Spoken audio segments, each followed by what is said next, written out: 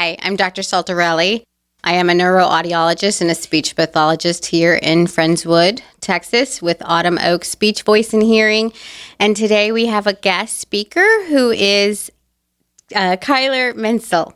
Hello. Nice to meet you. Yeah, so Kyler just is going through his cochlear implant journey, which we're going to phrase that as CI. So we're going to do CI.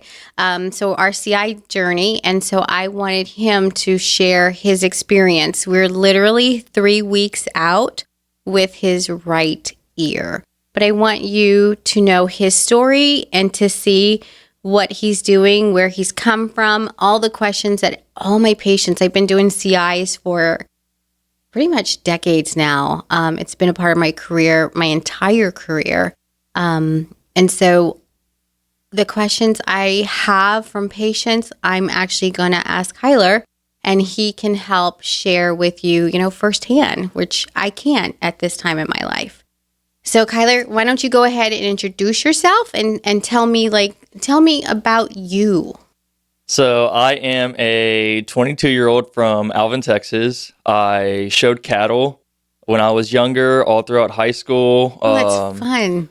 Won the rodeo with did heifers. You? Yes, I did actually. You did? Yes. My son's thinking about doing that for the first time. It's amazing. He'll be a junior. It teaches you a lot of responsibility.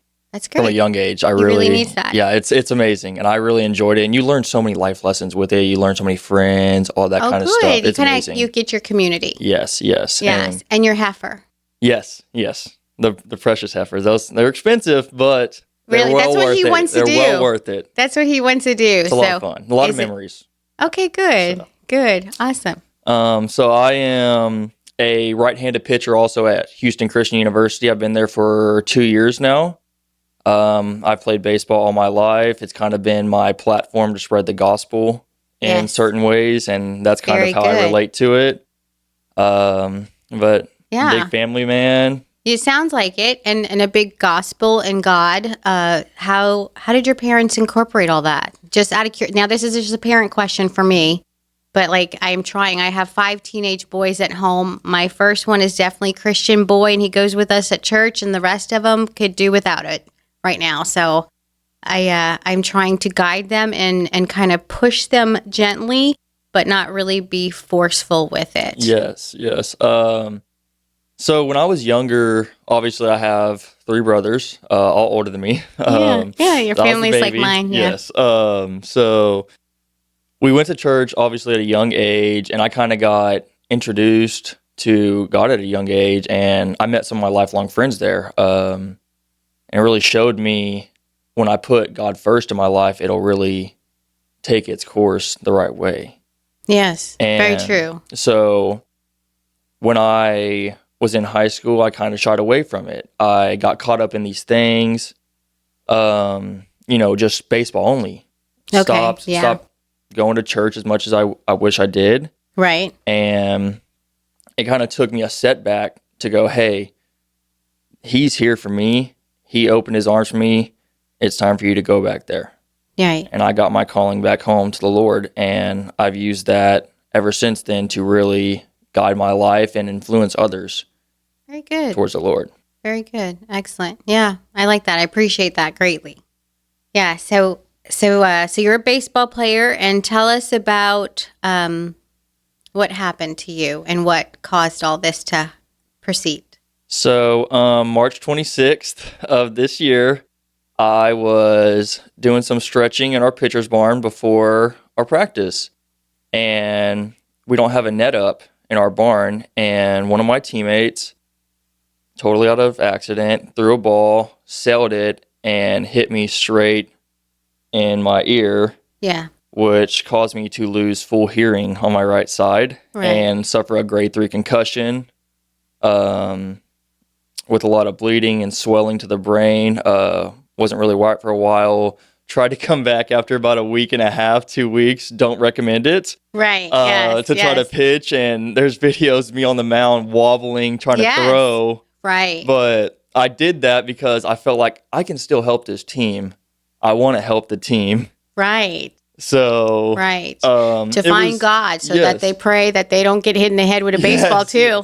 I wanted to show them, like, just because something happens doesn't mean you're just going to shy away. You can't wobble back. Yeah, I got hit in the head. I'm going to step on the mound. Like, I'm not scared to step on the mound still. Very good. Very good. I mean, that's really brave and courageous and like a lot of perseverance, right? Yes, yeah. And that's pretty amazing because that ball field, because of that traumatic incident, it can be a trigger. Yes, it's an everyday thing. We have kids all the time who oversell their throwing partners, and will hit the wall, and you'll see me, jump a little bit because I'm still, PTSD from it. Right. And obviously, people joke about it and stuff like that, but at the end of the day, it is a PTSD. It's a traumatic experience that I've had to deal with, but it's all about dealing with it the right way and not shying away from it.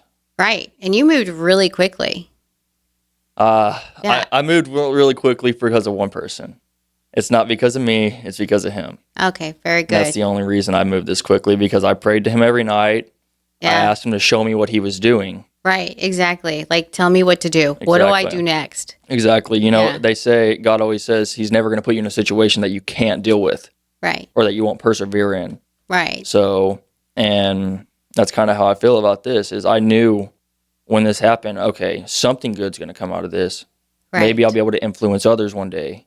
Maybe I'll be able to show kids, like, hey, you can still play sports at a young age and all the way throughout, even with the CI. Yes. It doesn't matter. Right, exactly. Like, it's the CI is with you, and it's going to be a part of you. It's going to give this sense back to you, right? But it's not going to define you, per se. Instead of shying away from it, embrace it. Yes. Embrace it. Embrace the change. Embrace being different. It's okay to be different. Absolutely. It makes us unique. Absolutely. It's something that makes us different. It's a good thing to be different. Very, very. You don't want to be the same. No. You want to be your own person. Not at all. Life would be very boring. Yes. Yeah. You want to be your own person. And, it's really cool. I hear my teammates say, dude, that is awesome that you're back out on the mound after 6 months ago. Right. Like. That is awesome. That's very good. So it was March 26th when the incident happened. And then you had surgery when? I had surgery on, what was that, August 15th. Okay. And how did that go for you? Surgery went well. I was obviously a little nervous for it because, again, it's on your head. It's surgery. It's on your head. But at the end of the day, if you say God's got me, that's really all you need. Yeah. And you trust the people, and you trust the people around you that are working for you, because you know they're there for you. Right. Exactly. Absolutely. So good. And then were there any symptoms after surgery, any discomfort after surgery? I think I got lucky in that department. I had a minor headache after when I got out, which is expected. They just went into my head. They just went into my head, okay? But other than that, no, I wasn't dizzy. Within the first few hours, I had a water bag on my back trying to balance like I'm on the mound again. Oh, good. Just because I'm like, I'm not going to let this 2-hour surgery ruin this next week that I've built up for the past 2 months for baseball. Right, exactly. Because, you're a baseball player. Your job is baseball. Yes, and everybody's going to have different symptoms for it. Obviously, the dizziness is one of them. Yes. I was very fortunate not to deal with the dizziness. Right. Unless I was bending down. Yes, okay, unless you're doing, yes, absolutely. But I was very fortunate not to deal with that many symptoms. Yes. Actually, it's good to hear that, because the majority of my patients have had very similar experiences. I've only had a very few, like a handful, that had the severe dizziness, which is pretty bad. It's like a few days of it. Yes. Yeah.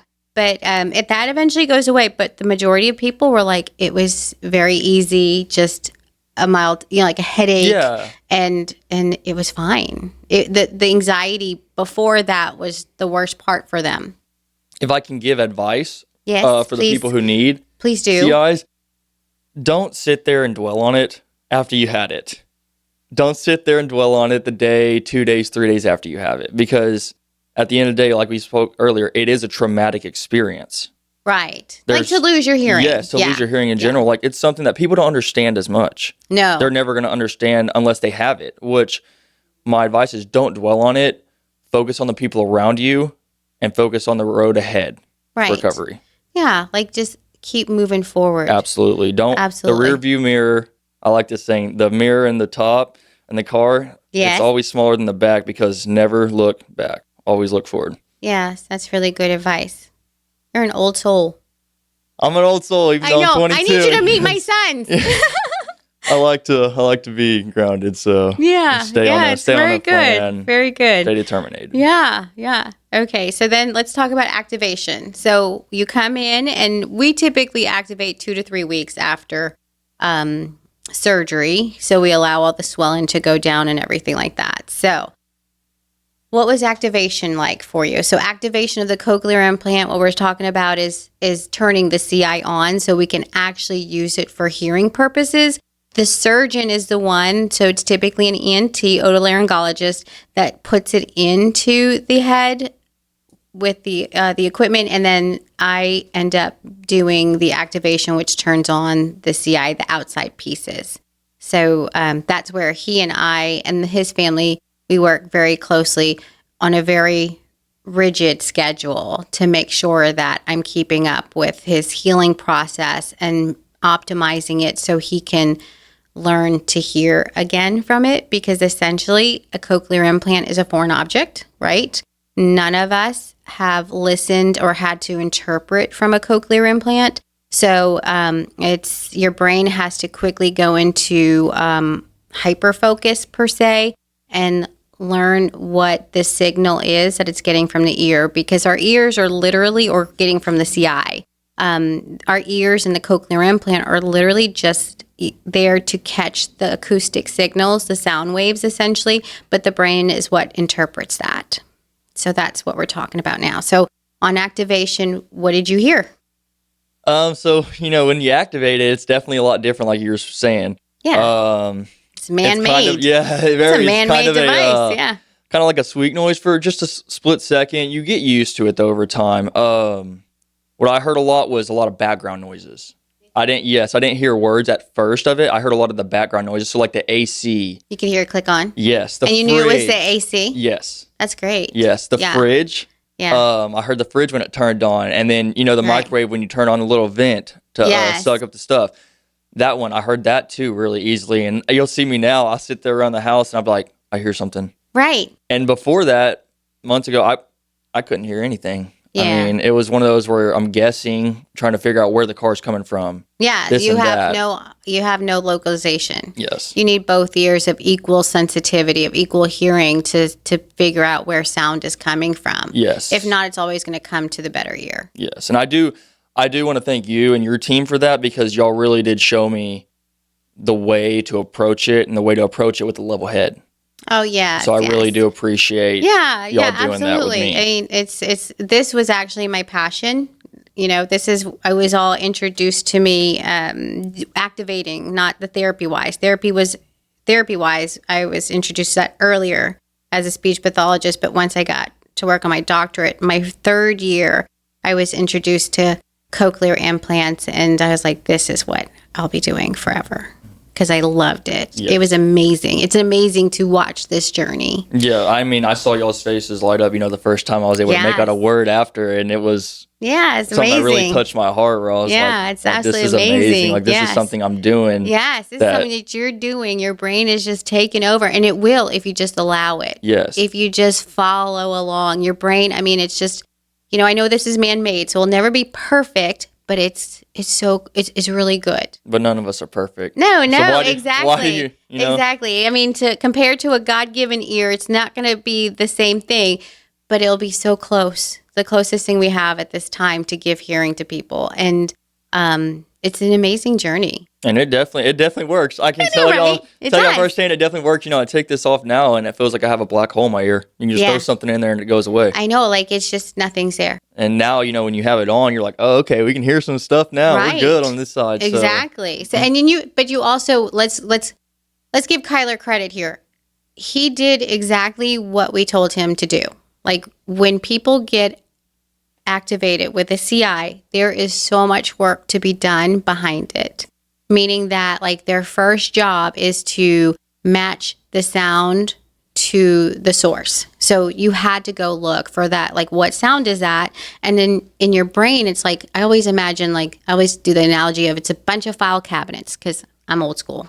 I'm sure other people will do like files in a computer. No, you're right though. But like a bunch of file cabinets, and in the drawers, it's all these like folders, and it's like, okay, these are the sounds that the fridge makes, and then it's like your brain matches that sound it gets from the CI, and then it just puts it together, and it blocks it in memory. So like the next time you hear it, you know what you're looking for and what you're hearing. So that's what he had to do, is like that sound to source, and then the environmental sounds come so quickly and so easily because they're not complex waveforms. Now, speech, totally different story and different beast. Speech is a multitude of frequencies in the speech wave. They're complex waves. So like the brain has to pick it apart to each signal, each waveform, pretty much every wave, and then interpret it. So it's a lot more complex. It takes a little bit more time. But that's the kind of the science. That is the science behind understanding from them. But he had to work, and he worked, and he did, and he showed me videos. You showed me videos of you and your roommate, and your wife was filming, and of you practicing this, doing the exercises where you didn't look at the person. He was about 3 feet away from you, and he was speaking to the right side of you, the side of your implant, and saying some sentences, and you were figuring out which sentence he just said, and that's practice, and you did it. So you did it, and you followed through, and that is also key. Key is just wearing it. That's the first step. The next key is practicing with it, especially in the first year or two, and then you get to this like level of understanding that it's like a miracle.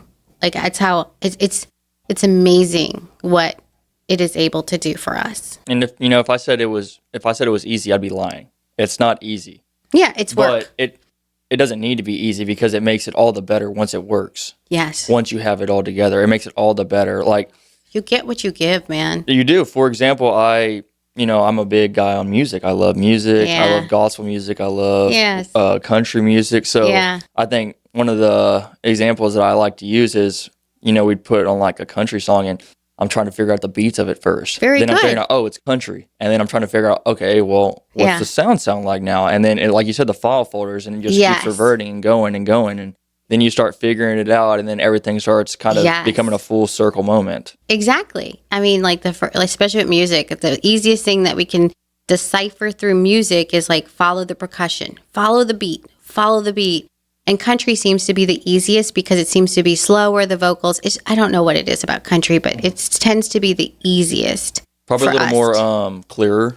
I guess so. Yeah, I guess so. I'm not a big... I love music, don't get me wrong. And I was just introduced, by the way, to Dax. Mm-hmm. You know Dax? I haven't heard his music often. I've heard, I think, one of his songs. I was introduced to him like the other day. And so like I've been listening to him. He's really good. But anyway... with music, I always tell people, listen, country tends to be the easiest, and follow the percussion. And once you can follow the percussion all the way through, follow the next thing, whether it's like guitar, but vocals will be last. But essentially, when we do that exercise, what we're doing is we're preparing ourselves to understand speech and noise.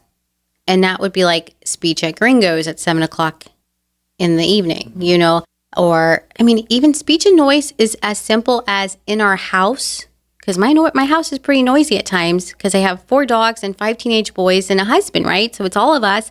And it could be just us in the background, TV's on, dishwasher's running, and people are talking. Like, it's speech and noise. Speech and noise is the hardest thing. It's the first thing to go away when we have a hearing loss, even the mildest hearing loss. That's why it's so vital that we treat even a mild hearing loss, because guess what? In the school system, studies have shown that this background noise will be louder at times than the teacher's voice. Absolutely. With the CI especially, you start out by hearing background noises first. Yes. So you have to really focus at that time and really be goal-driven and motivated. Hone in on that stuff, right? Yes. Exactly. But that's the key. You have to be motivated. You have to be driven. And majority of my patients do very, very well. I have less than a handful of patients that are not as successful, but that has a lot to do with they're not exposing themselves to speech. They're not exposing themselves even to recorded speech. And they don't really want to do the work behind it. They just want it to happen for them. And despite my extensive counseling, trying to tell and prepare these people, they'll tell me, yes, I'll do everything you say I need to do just to get to the next step. But it's like when it actually happens and occurs, they're not. Like, so as a provider, what would you tell me to do? Like, how do I motivate somebody to keep on, like, just work through this, get through this? I've seen your work. I've seen how your team works, and y'all are very influential, encouraging. Showing that y'all have to, you have to do the work, but y'all are going to give us what we need to be successful. Yeah. So what I'd say to those people who, don't want to do it is find your purpose. That's an excellent thing. Yeah. Find your purpose for it. You're different. Buy into being different. Right. Buy into it. Show the world that, hey, just because I can't maybe hear as well as you do at this point doesn't mean I'm any more different than you are. I can still get up, do what I need to do, go play golf, go play baseball, go work cattle, spend time with my friends. My friends don't look at me different now. That's good. Did they look at you differently for a little bit, you think? For a little bit, I think so, because I couldn't hear. Okay. In general. Yes. Okay. Because I also lost, 60% on this side. Yeah. So, for a bit there, they did, say what every time I talked or whatever, something like that, something small. And it ate at me for a minute. Right. I'm not going to lie. It ate at me for a bit until I figured out I'm better than this. I can persevere through this. Right. Keep my eye on God. And that's all it needs to be done. Exactly. So if you really want it, you're going to get driven for it. You're going to be motivated for it. Exactly. I mean, you go through the surgery, you get through the other side, and it's like, come on, we got to keep on going. We got to keep on doing this. But you have to do the work behind it. And I recommend highly talking to somebody. Yes. Talking to somebody about this, because it is very hard to keep all the emotions in yourself about this, especially with one like me where it was a traumatic injury. Yeah. It's hard to keep it all in yourself, and then it's just eating you alive because we're us as humans, we really think up here when we need to be here. Very true. So talking to people helps us out and be vulnerable. Yes, and we need to be. Yes. Yes. Because we are human. Yes. And we are flawed. And we do make mistakes. It's about how we come back. Exactly. I mean, that's our true character. When it goes down, it's how we handle it. That's when we really see the kind of person we are. Correct. And I could have went two ways about this. Oh, absolutely. I could have shied away, quit baseball. Yes. Gone into hiding, done whatever, lost all my friends. I could have. Yeah, you absolutely could have. You had a choice. You always have a choice. But I looked in the face. Have a choice. And I didn't shy away from it. So. That's good. You should be very proud of yourself. You're right, because not everybody would have done that. Yes. Yeah. Some people prefer to, be very sad and let that sadness eat them up. And then they stay there and excessively long. And then they kind of live in that sorrow for themselves. I think about the younger generation. Who am I to them if I have a CI and I shy away from it and I don't be a good role model and a positive influence for them? Yes. What's that going to do to 6 or 7 kids down the line? Yeah, exactly. Who maybe want to play baseball, but they see this podcast and say, oh, well, he gave up. Yeah, no. Maybe I should give up too. No. Or you should never give up. They should see it and say, hey, he still did this. Right. He persevered. He had a smile on his face. That's what I want to be like. Yes. Yes, exactly. Very good. That's why I've always, as soon as I met you, I was like, I know you have a reason for this. That you could see it. You exude this vibe that's like, you're going to do great things in your life. And it's going to be great things for people. You're going to serve people. Thank you. Yeah. Thank you. You could see it. It's goal. coming. You are doing it right now. Yes. It's going to be things like this, or, there's going to be great opportunities coming your way. Anyway, one day my ultimate goal is one day to, hopefully I'm walking down the street or walking, at the mall or whatever, and some kid comes up to me and he says, recognizes hey, I watched you. a podcast about That's you. awesome. You really saved my life or something like that on my CI. That's Right. something I want to do now. Right. That is something I take pride in. Exactly. And I think you're on that road, man. You're doing it. Thank you. Thank You're you. doing it. That's awesome. I'm so proud of you. Thank you. I know. I mean, it's not possible without you. Well, thank you. I'm a tool that God gives us people as, He works through me to serve you. That's my purpose, I wouldn't is call to you a serve tool. you. I'd call you a helper. Helper, is that it? Does that sound better? A helper. That's good. Yeah. But I feel like, God puts, people in our paths to help us and to get us through whatever. And so I feel like that's what I want to be. I want to be kind of like a vessel or whatever you want to call it, to serve people and to help people. Correct. And people may think like, oh, she's just working with the CI. No, you're working with our heads also. Like, you're showing us there's hope. I am in your head. That's right.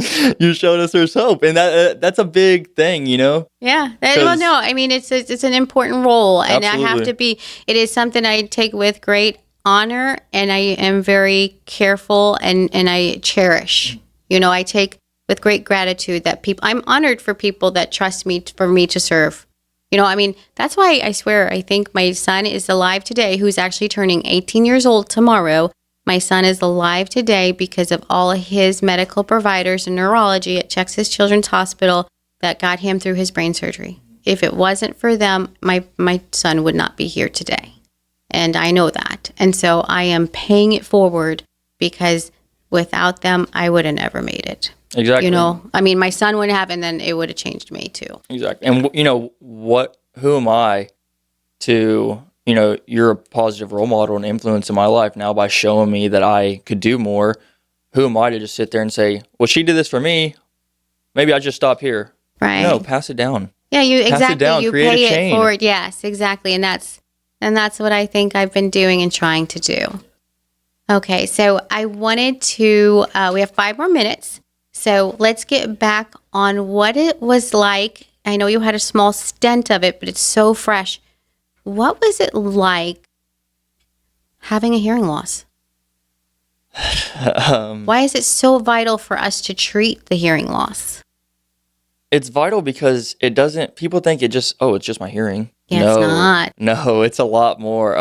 It messed with my equilibrium, which my balance went away. Yes, because it will do that. Even when we're not suddenly, not a sudden hearing loss. Yours was from a trauma, a blunt hit. Others could be a virus and it'll wipe it out in a day. Anything. But even a gradual hearing loss, that will really, if you let it get severe, it's going to affect your balance. And then it's going to take away your cognition. And then it takes away your independence. And the more you go pushing off the surgery or pushing off whatever you need to get done for it, hearing aids, the worse it's going to get. Yeah. So I had to wait after my first doctor appointment, I'd say about 5 months, 4 months, 5 months. And my left ear was gradually going down because it was overcompensating and using. Yes, it was working it hard. Yes. So, I recommend get it done. Yes, get it done right, for sure. Exactly. Why? Yes, exactly. So very good. And it does affect us emotionally too when we have. Absolutely. Yes. Absolutely. It's a toll. It's a trial and a tribulation is what it is. Yes. It's something that God had laid out in your path, but he says he can handle this, she can handle this, they can handle this, whatever. Yes. Because at the end of the day, like I said earlier, God, he's never going to put us in a situation we can't persevere in. No, not at all. Losing your hearing, yes, it messes with your equilibrium. It maybe loses your taste, your senses for a bit. It's off. Depth perception. But it's all about looking past it and saying, I can still do stuff. Yes. I'm not somebody who can't do anything anymore just because I have a couple flaws. Right. Yeah. And possibly just to make it clear, so he was talking about his taste and that kind of stuff. So the 8th and the 7th nerve are very close together. They're neighbors. So when he had a blunt trauma to the head from a baseball, so more than likely affected both his 8th and 7th nerve. So that's why he's sharing that. That was his symptomology. But these emotional and these emotional consequences, as well as the physical consequences, is it doesn't have an age to it. No. It doesn't matter what our age is. We experience it the same way. Absolutely. Yeah. I mean, I'm 22 years old I in know. college, and Yeah. there was days where it was bad and I was down. Yes. There was days where I looked at it the great way. Yes, exactly. But I mean, it's up and down. It's one of those things where people can't really relate to it. So No. you sit there and you try to dwell on it and sit on it yourself and keeping it inside you Right. instead of talking to somebody. What's that program you were talking about? Lace. Lace. I like Lace. Lace is good. And then the one you speak to somebody. With it's oral rehab. Therapy. No, the therapy. The therapy. The therapy for like trauma. Oh, EMDR. EMDR. Okay. EMDR. Yes, EMDR. Yeah. And I recommend that because it's hard. You do keep That's it. what a psychotherapist. Yes, you keep it on you and you dwell it on you. Yeah. And if you don't have anybody to talk to me.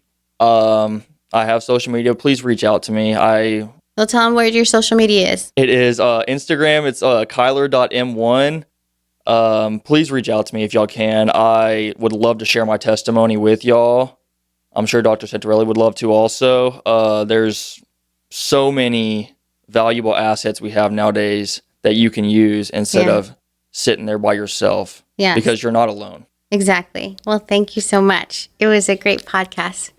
I know. First of many, I believe. I hope so. I hope so. Well, great. Yes. Well, thank you so much for joining us. And so I will be talking more about Kyler's experience. And I really appreciate your time. And I really appreciate the kind words. Thank you all for letting me be on here. Yeah, of course.